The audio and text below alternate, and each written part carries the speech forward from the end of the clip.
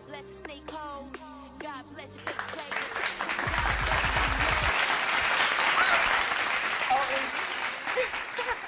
Yeah. We're back, you guys. We're back like we never left with the comment section. I'm your host, Shirley Phillips. And I am Emmanuel Anzules, a.k.a. Fox Baldwin, on this rainy, snowy, sleety Sunday. Sleety, I was going to say slutty. Slutty Sunday. Sleety Sunday. I'm sure it's Slutty Sunday for some people watching It's probably this. a Slutty Sunday holiday.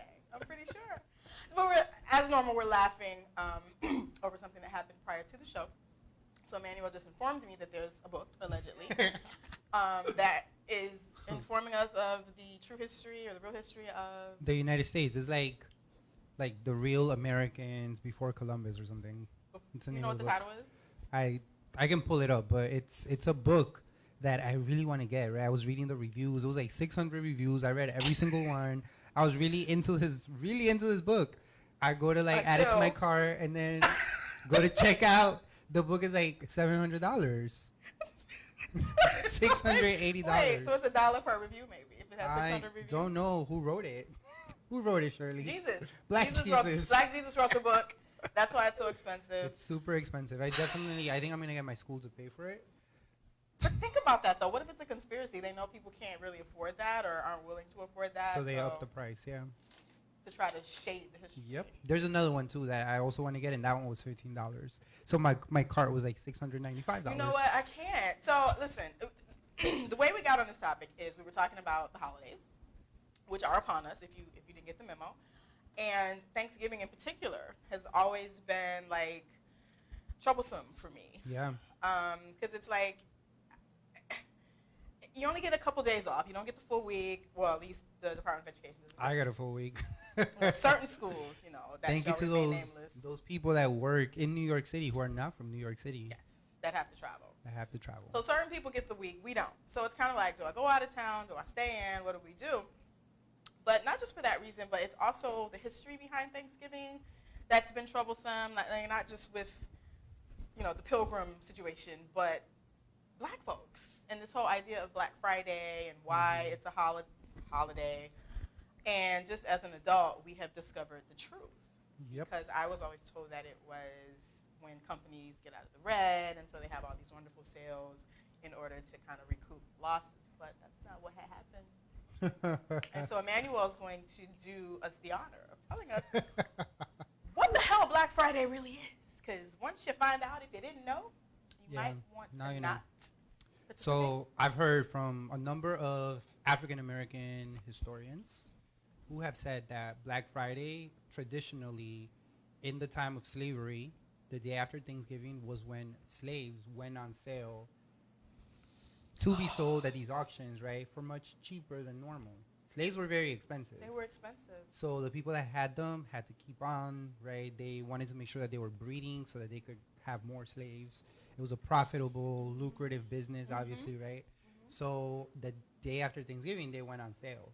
So now the thing is, I've tried to do my own research on it, and I cannot find anything that says it, right? And I feel like it's one of those things that has been taken out of history so that we don't know the actual truth behind it. I totally agree, and it makes perfect sense because, as vicious and brutal and ridiculous as slavery was, it was about money more than anything.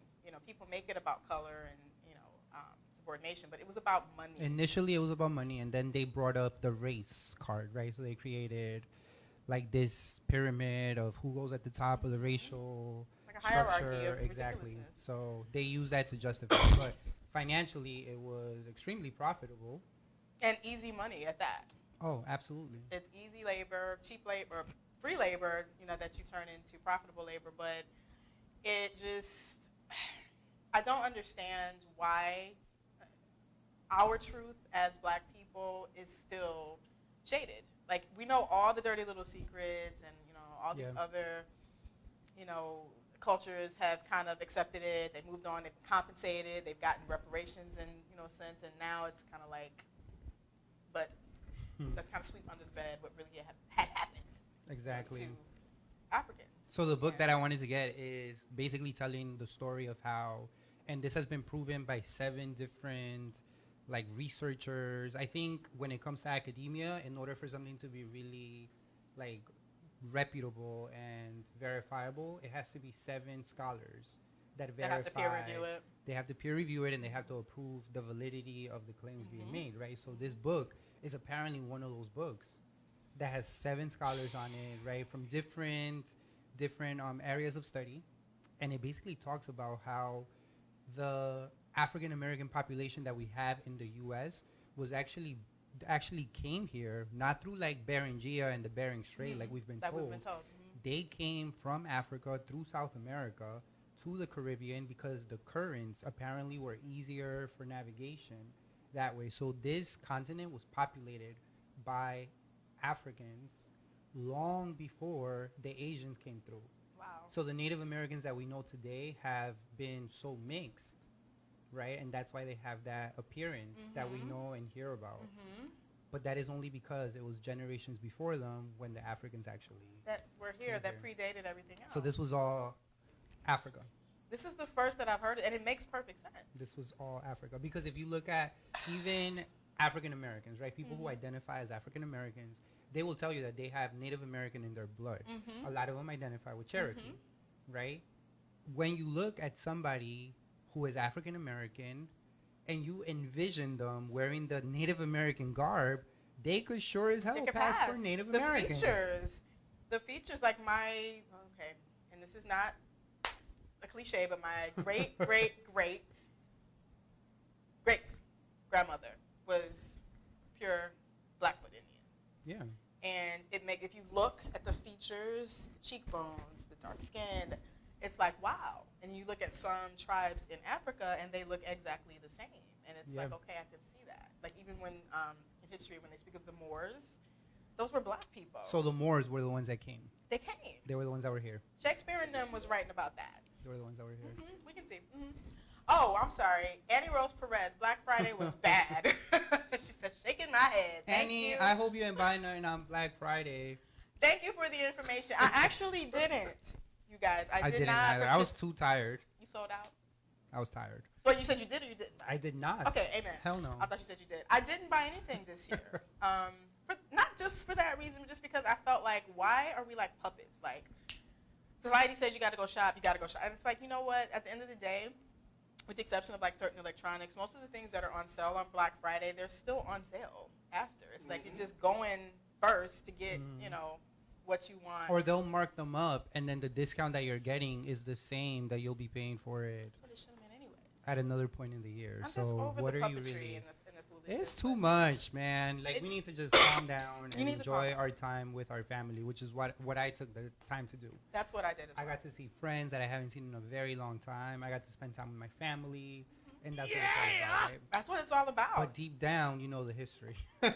So I really want this damn book. But that is, we're gonna do a it's GoFundMe for Emmanuel to get this $700. book I because really want this book. it's hard out here in these teacher So if streets. there's anybody out there that wants to gift me something for Christmas, We should do hashtag gift Emmanuel the book. the damn book. The damn book. Please. Please. But that's not, guys, we're off topic. That's not what we're talking about today. We're actually talking about crabs. And not the crabs that you Not may know STD of, crabs. like the STD crabs, but the crabs in a barrel syndrome that Yep. seems to be pervasive in society, particularly societies of color, cultures of color. Right. What is going on that as a community, we don't want to see each other shine and rise, flourish, given all of our sordid history? Why is it still that in 2019, we are literally pulling and grasping our brothers and sisters down that are trying to do better? Why is that? Where does that come from? That's what we're going to be talking about today. As Historic. normal. Super historic. It's historic. And it doesn't seem to be going away. Nope. Like nothing's changing. As woke as we purport to be, nothing is changing. So we hope that you, do join us in this conversation at 347-640-3920 if you would like to call in. And as always, if you are on Facebook and watching this live, you may chime in the comment section. Or you can join us on Instagram at NY Comment Section. I think we need to take a break really quick. Let's take a quick break. And we'll get back into it. We have so much to discuss. Lots to discuss. Lots of tea. Lots of crab tea to pour. We'll be right back.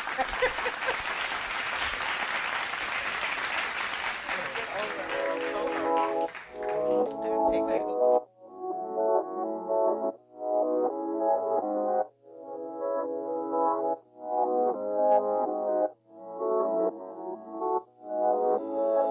my home in the distance. Think that's Abba on the porch. He got a ring and it's glistening. Feel like I've been through this before. He got a robe and a smile on his face, yeah. I cannot wait just to feel his embrace.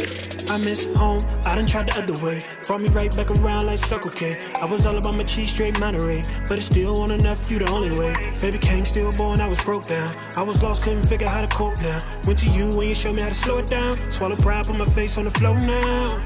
I'm coming home now, I'm coming home now. Ain't no place I'd rather be. Strip me of all that is filthy. Wash my sins and make me clean. Been around the world and still can't find enough to love me like you do, so I don't want another. To give my heart to them and then they walk away. I need a love I know that's gonna stay. I'm coming home now. I'm coming home now. I'm coming home now. For a love I can count on. I'm coming home now. I'm coming home now. I'm coming home now. You are the love I can count on. I see my home in the distance. Man, I've been through this before. I said this is it, said I'ma quit, never going back no more. And now I'm caught up in a matrix. Your love, I misplaced it. My vision's so jaded, but you've been so patient. I gotta find my way back to you. My spirit's feeling off course. I'm not plugged in the source, and I got around my friends and I changed up. Scared to death of the way they would see me if I claimed you. But I'm coming home now, I'm coming home now, yeah. Ain't no place I'd rather be.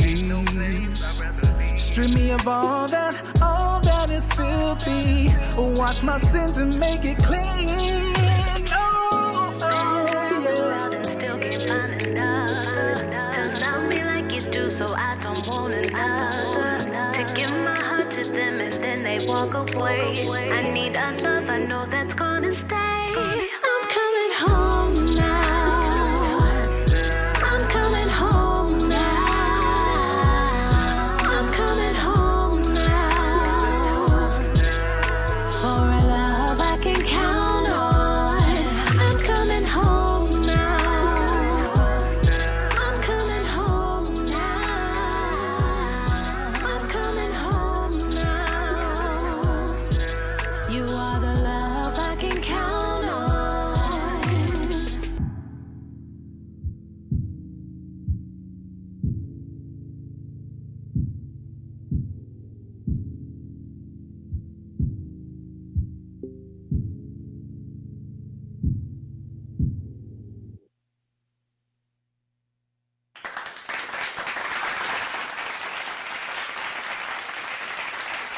Back at the comment section, and we just were alerted that there might be some audio issues. We hope that you guys can hear us. They're fixing it. If not, then we will do the show over and repost. Nah. Imagine, oh my god. I don't know. Read lips. Y'all need to learn how to read lips anyway. Anyways. Oh wait, I can hear myself. 1, 2. Okay, I can hear you. So again, the topic, excuse me, of the day is the idea of the crabs in a barrel syndrome. And I know I've heard the term. People use it all the time, but I don't think they understand what it means. What it means, yeah. I actually learned when I was down south with my grandparents what that meant, because I actually saw them, heard the crabs in the bucket, and go through the whole process of gathering. And basically, if the top is off, everybody's free to get out. The crabs can climb out, but there's 2 things stopping them. There's fear, and then there's jealousy. So when there is a crab that is brave enough to, fight the element and try to rise up, the other crabs will literally snatch him or her back down. Like, no, you're going to be in this with us because we're too afraid to climb out, even though there's nothing but space and opportunity here. That is a great analogy and super scary to know that people actually feel that way. People feel that way. And I used to think that it was just something that was inherent with, women. Like, women were this catty, jealous. No. Men are actually jealous of women. Women are jealous of men. Women are jealous of women. Men are jealous of men. It is not discriminatory, and it's very, very disturbing. And I know I've experienced it on many different levels, personal, workplace, in my family. Yep. I don't know about you. I've seen it. I've seen it happen to others. Has anyone tried to drag you into this? Like, drag you into the process of tearing another individual down? Or No. Really? I mean, I feel like it comes, a lot of times it's so veiled. So it's not out in the open. It's very hidden. Like, even when you have conversations with friends, right, about what you want to do in terms of meeting goals or your ambitions, your friends would always say, well, you know, maybe it's not such a good idea. Like, I had a friend, I was talking to him about wanting to be a journalist, right? And this was a few years ago. So I was already well into my 30s. And he said, well, you're a little too old to do that. He said that to you? He said that to me, and With this is a straight face? friend. Yeah, like straight up. Like, you're a little too old to be doing that, sir. So you might want to reconsider, right? But so in moments like that, that's when I realized that some people are just not, they don't want to see you shine. And most of the time, it is people that you are close to. It be your own people, as they say Your own on kind. Instagram. It be your own people that are hating on you. Yep. And I think most of it is from people's own fear of the unknown, and the envy doesn't necessarily come from something about you in particular. It's more so they envy your guts, they envy your drive, they envy the fact that you don't have fear to follow your dreams and risk failure. They don't want to be left alone. And they don't want to be left in that bucket by You know, themselves. and I think we had a show a few shows ago, actually. We spoke about relationships and how much you should let your friends intervene or give their opinion on certain issues that you're experiencing, right? And you always notice that your friends are the first ones to like shut something down. Yes. Or it's almost like they don't want to see you prosper. It sucks, right? Because I've noticed it, especially, and I have some friends that I've had issues with in terms of saying too much about my relationship. Yeah. You know? I'm to the point now that I no longer discuss intimate And you details shouldn't. with my friends. And you shouldn't. I'm very open. I'm transparent. I don't believe in sugarcoating. If I'm depressed, I'm going through something, my relationship isn't working, I felt in the past that I should be able to talk to my friends about it as like my group therapy. But now I know better, because what happens is if people have secret issues or It's envy. it's envy. It's jealousy. Unnoticed sometimes. Like, they don't even notice they're doing it. They don't know that they're doing it. But it's pretty obvious. It's pretty evident, right? Because it comes from within. So It becomes evident when you remove yourself from certain people. And then all of a sudden it's like, the birds are chirping, you see rainbows, butterflies, and it's like, oh my God, everything is brighter now and clearer now that this person is no longer in my circle. And then when you go back to that person, it's like, oh, here comes the dark cloud, here comes the negativity, Yeah. here comes it's like, okay, I get that's it. when you feel it. I saw a meme this morning, actually. It had a lot of the like current rappers, CEOs, so like Jay-Z, Swiss Beats was on there, even DJ Khaled was there. Like, it was a room of, I would say, like maybe 30 Yeah. heavy hitter, like music producers in our community, people of color, right? And the caption for it was something along the lines of like, there's so much wealth in this room, Yeah. but what are they actually doing for the rest of the What are they community that's doing? behind them? So it brings into question, like, once you make it that far, right? Like, although you may be doing stuff for the community, you're just donating or giving like a one-time donation, but you're not creating something that will exponentially work its way, like institutional. You're not creating something institutional. So And how why much- why wouldn't you? And it just doesn't make any sense. Like, we were discussing like this whole Facebook campaign. Like, there's a Giving Tuesday. I look forward to Giving Tuesday every year because I have a nonprofit. So whatever you collect on Facebook, if it's $5, 500, 5,000, Facebook will match it.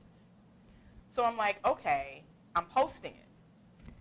You can give, you cannot give. It doesn't matter to me. I get what I get, and on the side I do my own collection efforts for my nonprofit. But it's like, if whatever, 5,000 Facebook friends. And I know that Emmanuel has a legitimate business, a legitimate nonprofit. He's working with young boys, young girls, whatever it is. Why would I not say, you know what, here's $1, here's 20, here's 50, just to support my friends? People will look at that and purposely say, I'm not donating, because they don't want to see you do anything on a grander scale. And I just don't understand that logic. It's sad. It's really sad. We're going to be our own demise. We are. We're feeling it now.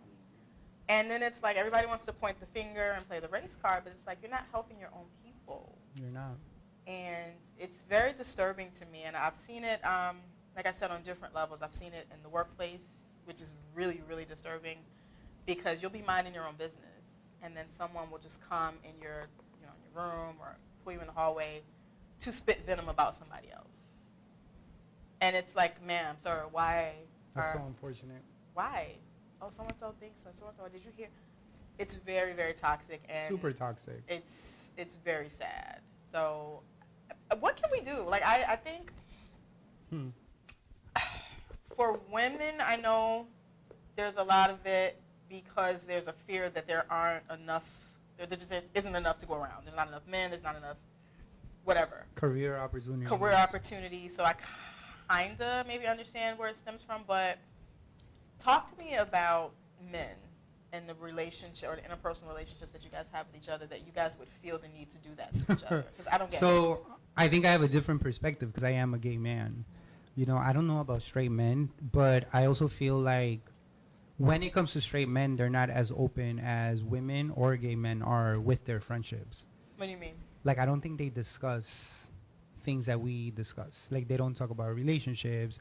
I feel like their conversations are very superficial or on the surface, unless it's a friend that you've had for a really long time, which goes back to the point that we've made so many times before, right? Like, all these mental health issues among men is because they don't have an avenue to get out their, like, traumas, what they're experiencing, their emotions. They're not talking about stuff. They're not talking about it. So it's probably less prevalent in the heterosexual male community than it is with us. I've seen, you know what, I've seen men come to me and talk trash about their friends. I've talked to men about, like you said, certain things that they discuss when they're together, just to try to get some insight into what is making them tick. And so one of my good guy friends told me that when men get together, they're mostly talking about conquest, sexual conquest, relationship conquest. They're talking about basic money, who has the most money, or it might veer off into like fitness. I can lift this, I can. But it's like they're bragging, and they're trying to one up each other. It's on the surface, they're not super surface. I'm not talking about, man, my heart is broken. So-and-so left me, or like I've had childhood trauma that I need to get past, and I'm unleashing all this trauma on the people that I encounter and date. Interesting. They're not talking about stuff like that. They're not talking about that. So I think I've seen it with women, right, where one particular woman. So I will go back. I have two perfect examples. So the first one is an example that happened when I was in college, not to me, but to a friend. And I'll be very, like, vague about what is happening, so not to mention names. The second example is something that happened to me when I was trying to move ahead in my career as a journalist. And I knew somebody, and but I'll tell that in a moment. So the first story, I was on the executive board of a organization on campus. It was a Latino organization. And every year we had elections to elect the next set of leaders, right? I was the top leader with the organization, so I ran again, and I won again for my second year. And one of my friends wanted to run for the female spot, right? But everybody in the room, it was undeniable. Everybody in the room, everybody on campus knew how amazing this young lady was. Strong, Black, intelligent, white, Hispanic? Black Dominican. Okay. Amazing, right? Amazing. Immigrant background, just so passionate about everything that she put her mind into. She would have been the perfect candidate. But the other women that were in the room knew how much more she would give to that role than they would ever bring to the role. So they shut it down, and they didn't vote for her. They chose to vote for somebody that was not even in the group already. Why? They completely voted for someone else from way in the back because they thought that she would be better. This is what I'm So talking about. what it did was it ruined the dynamic of the group because now you're bringing a complete outsider. It ruined the possibility of where the group could have gone.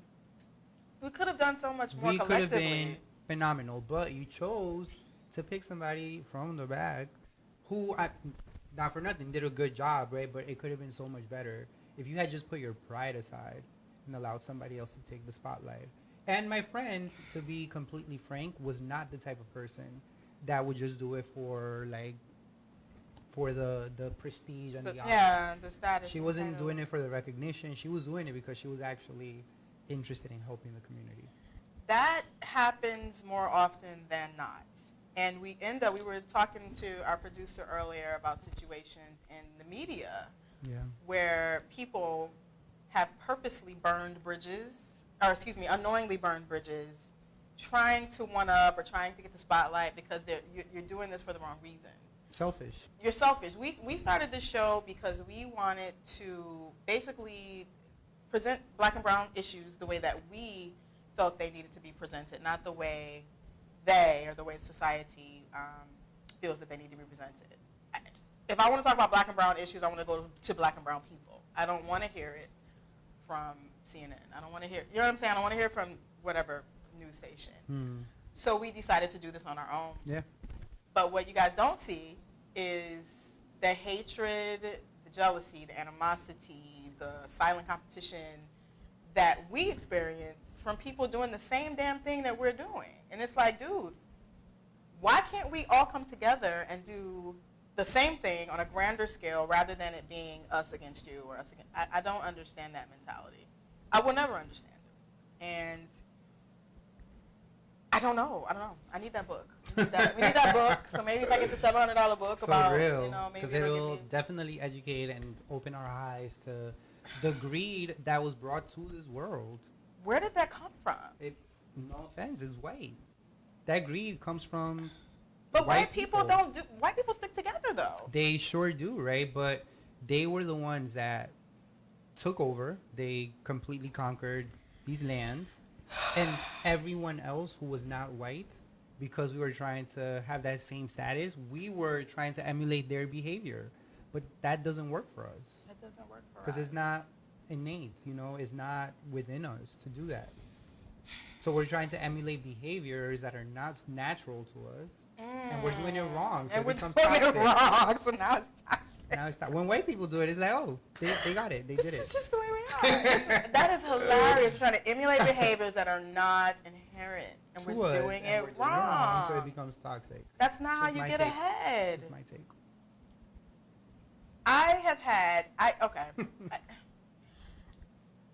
There's a book coming. I don't know when, but I'm definitely writing a book Is it because $700? it's going to be $700 actually. And I'm aware that no black people will buy my book just because. But I've noticed there's levels to this. Yep. Okay.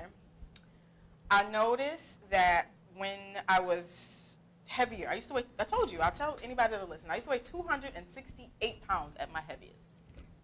What? Yes. Yes, she did. Okay. And I noticed that as I lost more weight, I lost friends. The smaller I got, the less friends I had. Yeah. Or people would still purport to be my friends, but they were acting different. I noticed that the dynamics would change when we would go out because naturally you're getting smaller. You're going to be more attractive to more people now because you're fitting, society's standard of what you should look like or what allegedly you should look like. So I noticed my relationships were changing. People stopped speaking. People started blocking me on, and it's like, okay. So They don't want to see you win. they don't want to see you win, and we have to reverse this because no one's going to win if everybody takes on. That's why that we're not mentality. winning. That's why we're not winning. We're not winning. Our communities are still in dire need of everything that the world has to offer. Right, and it's because Why? we are bringing ourselves down. We are the crabs in that barrel. We We are are. crabs. We I am crabs. We are are. crabs. I don't do that. And then I found when I try to help people, bring somebody up out the bucket, people get upset with you because you have the ability to help them. they don't want your help. They get offended that you're trying to help them because they feel like, oh, she thinks she's better, or oh, she's being condescending. They don't want to owe you anything. They don't want to owe you anything, or they don't want to give you credit where credit is due. And I'm guilty of that sometimes too. I'm like, damn, like, Talk to me. what's What you in it? mean? What's in it for you? Like, if you're trying to help me get ahead, right? I'm always thinking, like, is there an ulterior motive? Are you doing it because you don't really care, or are you doing it because you're going to use me to do something or get ahead in another way? This is trauma. Right? So is it real? Because it's trauma, right? We've never, in our communities, it's so difficult for people to, like, help each other that now when somebody's trying to actually help you, you I can't. look at it with a side eye because you're not sure if it's genuine. Listen, I don't know. I don't know what this is. I used to blame it on millennials. No. It's not just the millennials. It's everybody. And it's getting to the point now where I'm like, you know what? 2020. It's all about me because I'm tired. I'm tired of begging people. I'm tired of begging to help you. You should bring around the little Lizzo purse. I need a Lizzo. You know what I'm talking about? Shout out to Lizzo. Lizzo gives me life. Every day I just put my iPhone on shuffle and I just listen to a Lizzo song every morning because she gives me life. She's great. She doesn't care. But how many haters does she have? Oh my God. I have How many friends that people- can't stand Lizzo. Of course. And they can't tell me why. They can't. Oh, she all right. She can't really sing. I'm like, excuse me. She And can't sing. she faced all of that during her period trying to come up. Look at how long it took for her to get recognized for a song that she wrote and produced Years ago. 3 years ago. Years ago. And now she's finally getting the recognition. And she's getting... And I guarantee you it was a white person that was like, oh, she's cool. I've Let's been to bring 2 her." Lizzo concerts, and let me tell you something. Her biggest fan base is middle-aged white women. They love Lizzo. And that's the reason why Lizzo has been able to get to where That's she the is. only reason why. Because it if she was weren't for depending these on white these women, black women and no, Hispanic hell women, no. she wouldn't. They're They haters. refuse. I have male Y'all are friends. haters. Y'all stop hating on her, and it's because she's overweight. And black. I'm gonna say overweight even more so than black. Because if it were Adele, these black girls and these Hispanic girls are going crazy for Adele. Yes. Anticipating her next album that may not be coming. Because she's fat. Fat people, again, the book will be out, you guys. I'm doing what I do for a reason. Please know that there is an ulterior motive here. Motive. Fat people, black, brown, yellow, purple, green, male, female, transgender, it doesn't matter. Fat people in the world have a different struggle than everybody else. It's a different level of discrimination. It's a different level of crabs in a barrel. It's a different And that level causes of so everything. much trauma. So even when you do lose the weight, you still have that fat person mentality, right? I still have I'm a fat bitch at heart. I don't care Yep. how And small I get. you are traumatized by it. I I have am. a friend who was very overweight, lost a lot of weight. He still cannot get over this fat trauma. It's trauma. It's trauma. And I've witnessed it. Like I said, I've witnessed it from both ends. I've seen discrimination in the workplace. I've had situations, especially when I first graduated college. I was at my heaviest. And a lot of it was emotional eating because I had a parent. My mom was very, very sick. They'd given her like 3-4 months to live. So I was eating my feelings. And I didn't care. I wasn't concerned about health. I wasn't concerned about aesthetics. I was eating because that's what gave me comfort. So it was very difficult for me when I first graduated college because I'm interviewing now. You know, I worked at MTV or had the internship with MTV, and they basically were right? That was what I was supposed to do. I was supposed to be a VJ. Girl. So they told me, they were like, listen, we got you, but you're going to have to lose weight. We're going to do your hair. We're going to dye your hair. We're going to do this. So they had this whole... Shirley, you were going to be a VJ? Lala, you got my job, bitch. That was supposed to be my job, okay? I was supposed to be Lala Anthony. That was my path. Oh, my God. But it's not too late.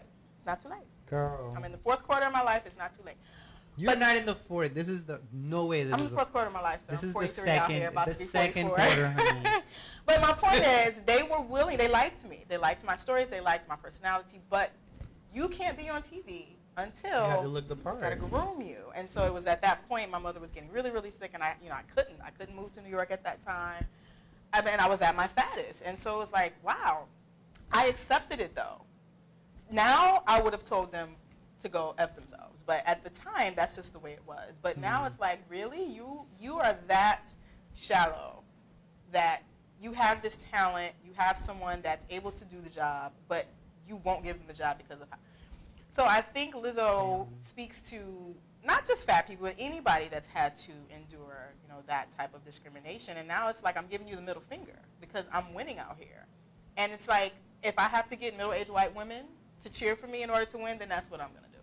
And even now, I get more support from white strangers than I do from some of my own friends that are black and brown. Random people that have found me via a hashtag or something on Instagram or Facebook support, they donate, they message me, they cheer me on, and it's like, Thank you, really? white people. And that I've never met? So I don't know if it's white guilt. I don't know. I don't care. It may be, right? But it does help. We need it. Help me. I'm looking for anybody that supports me. I will support you. That's the point that I'm at. And I don't know. I don't know. I heard messages. What did she say? Oh, Yvonne. Hey, Yvonne. She's liking photos and tagging us.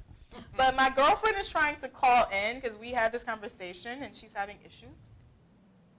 But the phone is ringing. I don't know what's happening with the audio. But her concern was the crabs in a barrel syndrome in our relationships. And so she's pointed out some things to me in a couple of my past relationships where we were like, wait a minute, this guy was jealous of you. Like, we're just going back and replaying the tapes. Oh, wow.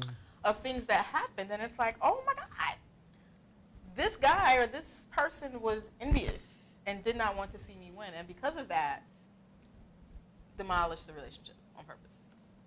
Sabotage the relationship. And it's my goodness, very scary. And everybody is not a damn narcissist, so I really want to stop that too. You guys are getting out of control with the narcissism. Everybody's not a narcissist. Some people are just haters. You know what I mean? Hey, Apollonia, what's going on? What's good? She said you ain't fat. Imagine she's the opposite. She's like, you are fat. But look what she said. She said, you look great. I said I'm fat. I didn't say I'm ugly. I'm not ugly. I'm just fat. Listen, I own all these roles. I'm good. So Annie Rose Perez has a good comment. She What'd says, she say? I think that jealousy begins from the time of Adam and Eve.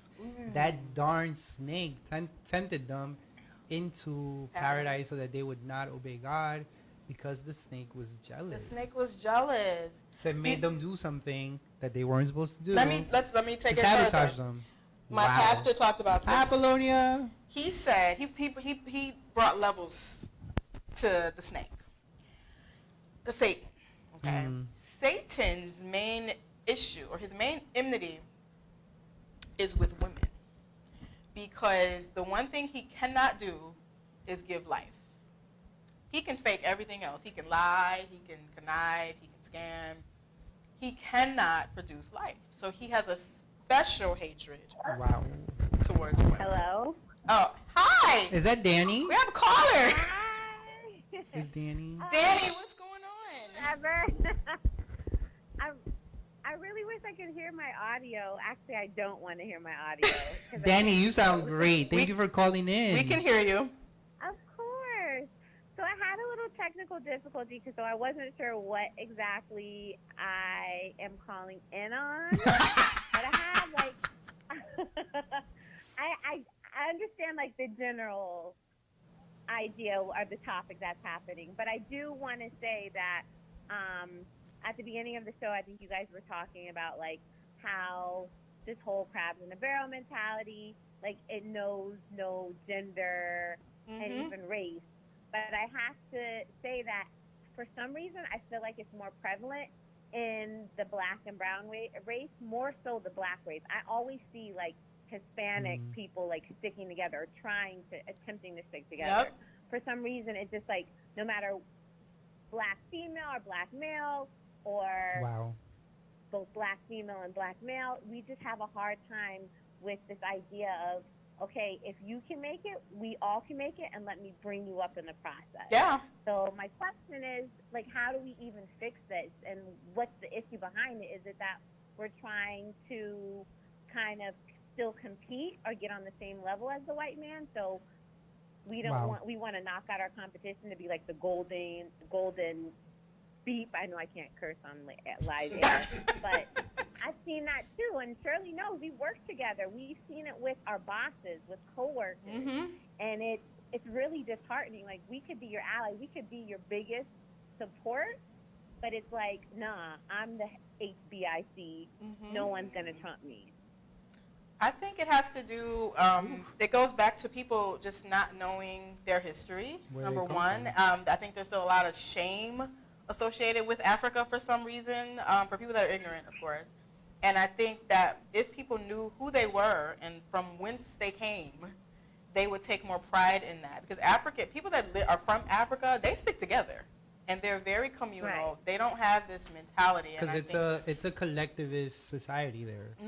You know, same thing in Latin America. Like, you stick together because you know you have a common background and a common place that you all come from. But with African Americans, I feel like because they were taken from their land, generations past, they have no idea where they come from. They're displaced. They've kind of been... They've been forced to adapt to this individual society, right, where there is no sense of community because everybody's competing. Everybody's competing. And you're competing for the stamp of approval of white society. But white society is borrowing and stealing from our culture. So it's like other cultures want to be us. We're competing with the same stuff, but with another race. Like, we're competing with our same history, the same culture, everything. It's like little kids, right? Like when you have children, you have 3 children, and they want the attention of the parents so bad, they compete with their siblings for that attention. That's what black people are doing. Wow, I didn't even look at it that way. You're competing for the attention of these white people in white society when you may not actually get it. You may not get it. And you have to remember that a lot of this was by design. This is what they wanted when they were, exactly. We're feeding into the overall plan was to divide the black family, to divide and keep, separate blacks in general so that they would not unify because the unity was scary. They don't want us. We weren't always this way. And so we're a threat to them. We're a threat. So we're just, I tell my students this, and, I give them, it can't be Black History Month every single lesson, but I try as much as I can. Yeah, of course. To sneak, and then they get really angry when they learn the truth, and it makes them look at each other differently, and it makes them want to unify and, not want to be, So I really need to get that book. Danny, you heard about the book, right? We need $700, Danielle, so Emmanuel can get the Black History for Dummies book. Danny, I really need that book. If you want to give me a gift... It's $700 on Amazon. I'll send you the link. It's $700. Yes, girl.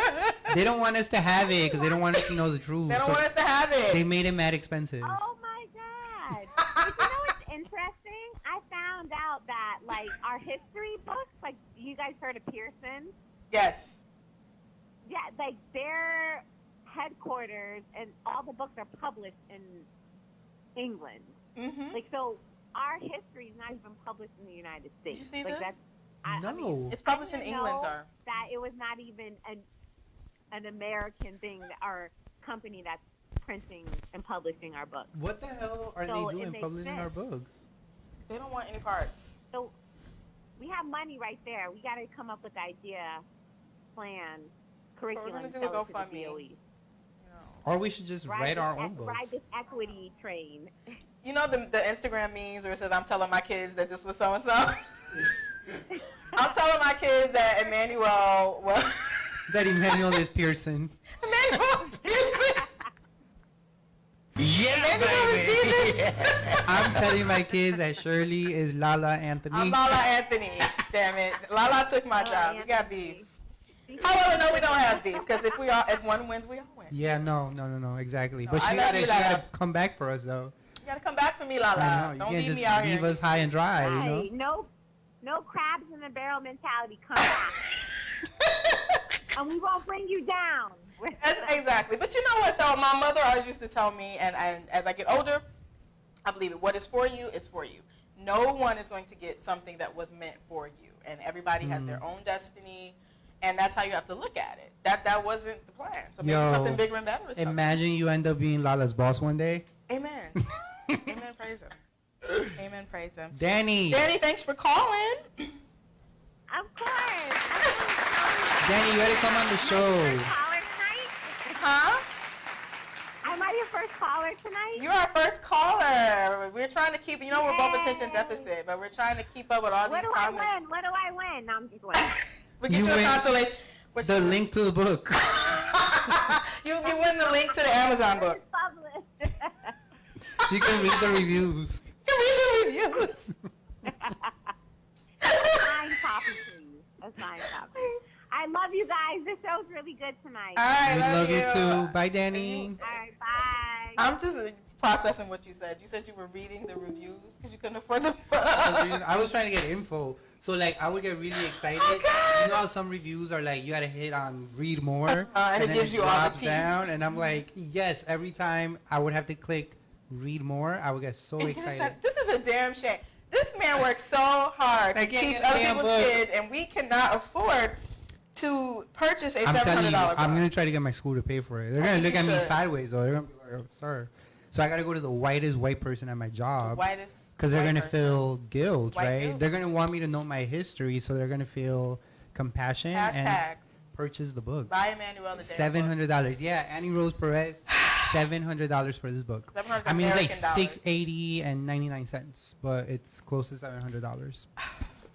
This Crazy. is by design. I'm telling you. What book on Amazon costs $700? Come on, son. That book, one of the reviews was like $1,800 for the book. Like if you want hardcover, brand new, $1,800. Maybe you can buy it used. That's the used one. Huh? It's soft cover and it's Excuse me. used. I'm sure it has highlights on it. Does it read it's Jesus? I'm telling you, Jesus That's autographed the one it. that's $700. The cheapest one is $700. I can't. I And cannot. you'll get it in like 3 months. I can't. You know what? I'm done. We're almost out of time, but before we leave, I definitely wanted to shout out Apollonia Cruz on the success of, what is it, Living Out Loud, or what's the name of the show? I'm so sorry. Out in the Open. I'm sorry. They are doing their thing. I have tuned in a couple of times, and it's onward and upward from here. I am not... Much success, Apollonia. Much success to you, Boo, and thank you for supporting us. She's been commenting all evening, but thank you. No, I do not believe I'm ugly. That is the Apollonia. The $700 is the That is bootleg. the bootleg going Apollonia. $700. Maybe they meant Crazy. pesos. Maybe they meant $700. Pesos. That's what happened. That's what Oh, we happened. had 10 minutes, Shirley. But we have to. Should we take a break? Let's take a little I think break. we should take a quick break. But we will be back. And again, if you want to call in, please do so. If you want to message us, you can do, excuse me, hit us up on our Facebook page or our Instagram, which is NY comment section. Phone number is 347-640-3920. We will be right back.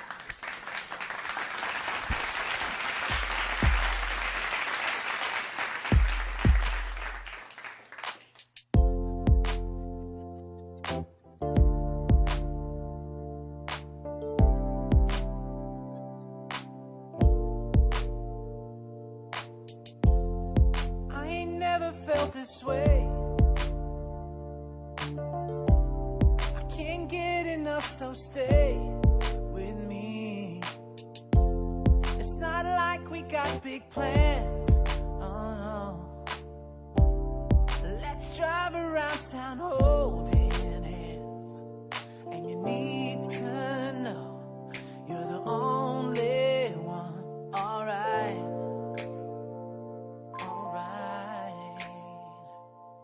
And you need to know that you keep me up all night, all night. Oh, my heart hurts so good.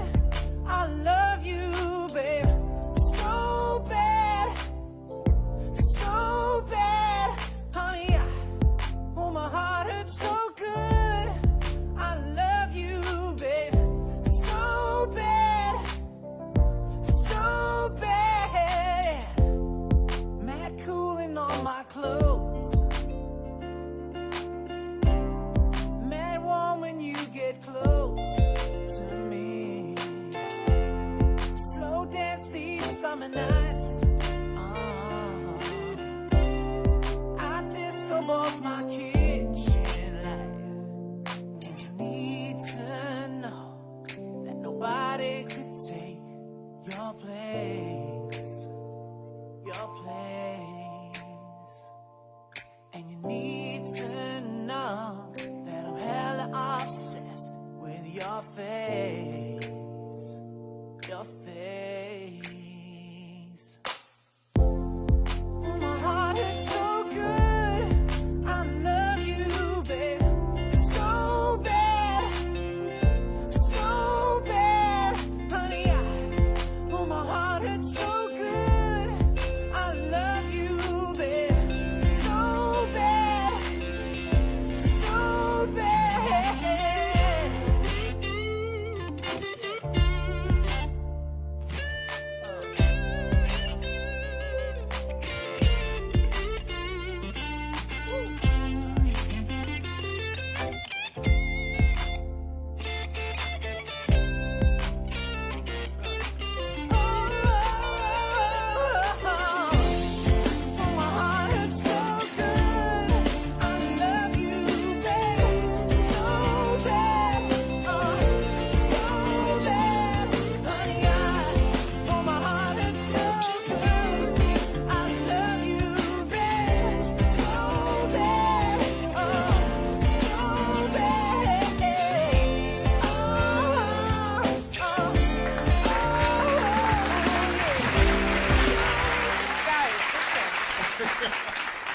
Excuse me. I can't stop laughing at how bizarre the price of this book is. So we went back, okay, to research and fact checked on this book, and the actual price of the book is $1887. It's $1,800 for this book. The title of the book is "The First Americans Were African." I ain't got $1,800 for a book. I don't know about you. I don't have it. Okay, I have bills out here, but it speaks volumes that they would price it. Girl, I was so ready to buy this book. You were ready. And as soon as I saw that pricing in the checkout, I was like, oh, maybe I'll just read the reviews. I'm just going to read the reviews. But now I want to research the author. I need to send them an email. Excuse me. He's probably dead at this point. I mean, if he's unveiling all these, like, truths. He might have had to die. Killed him. He might have had to die. And now the FBI took over. You might have thought you was going to buy this book on Amazon. Right. You might have thought you was going to buy it, but you're not. Who's going to buy it? Interesting. The first Americans were African. Like, Beyonce's not buying it. She's not buying it. She don't care. But I remember, like I said, my first inkling that there was some shady business going on was when I read the book Stolen Legacy, when it talks about how, you know, Alexander the Great went and took all the information from the Egyptian tombs. The language, the culture, he took it and basically went and said that they discovered it, which was not true. That made me angry. So the first cultures, the first civilizations were African. So it makes sense. The first human specimen was Eve, mitochondrial Eve. So there's truth to this, but why isn't it taught? And why y'all still painting Egyptians yellow in the textbooks? Yellow, and they were black. They were black. And they were the ones building the pyramids. They built the pyramids with... And they built the ones in South America. And in Central America. America. They were Egyptians. We can't get the bootleg book, Apollonia. I gotta call the homies. For $1,800, right? I'm gonna try Apollonia. I will write a book for $1,800. No, and Emmanuel said he's going to tell his children that the book is the Bible.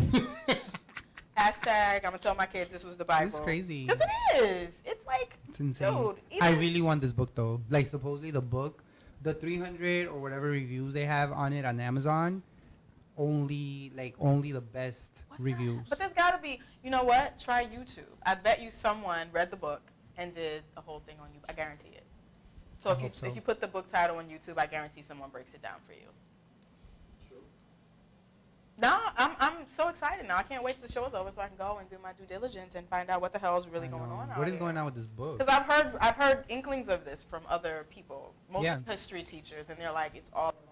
I follow this one, I forget his name, darn it. I would have said it to you so you can post him up because he's amazing. He's this black historian, and he was talking about, all he talks about ever is how the history that we learn in textbooks is not the actual history. No. One of the facts, oh my God, one of the facts that he taught, or that he talks about in one of his videos is how Harriet Tubman was a literal conductor on the Underground Railroad. Literal. Because there was literally an underground system of trains. Of transit. I've heard that as well. I've heard that. But then when I learned it, like people would always, like my professors and teachers would always joke and say, it's not an actual railroad, ha ha ha. It's a figurative railroad. Right, exactly. But it was once upon a time an actual railroad. I believe that. There are, like when you watch the movie Us, Mm-hmm. in the beginning, right, there's words on the screen that show up. It says in the United States there are thousands of railways That are underneath our country, and that was used for the Underground Railroad. I believe that. Why don't we talk about it? They don't want you to know. Like, knowledge is power. Oh, Ladies and gentlemen, knowledge is power. Knowledge is the one thing that cannot be stolen from you. They can chain you, bind you, kill you. They cannot take away what you know. And we, as a people, tying back to our topic, we need to realize that and start harnessing our true and innate energies and powers to become better. If he's better, I'm better. Okay? If we are united as one, there's nothing that we can't do. And it sounds really corny and cliche, but it's true. And the only thing that I can think to do is to start with children, because it's over for adults. Once you're old and you're set in your ways, it's very difficult. To change, right? It's very difficult to deprogram people. Please, start with the children. Stop hating, you guys. Stop.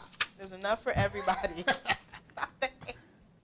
Or like bring down the amount of hating that you're doing daily. Like if you hate 30 times a day, bring it down to 20, and then bring it down to 20. Make it gradual, you know.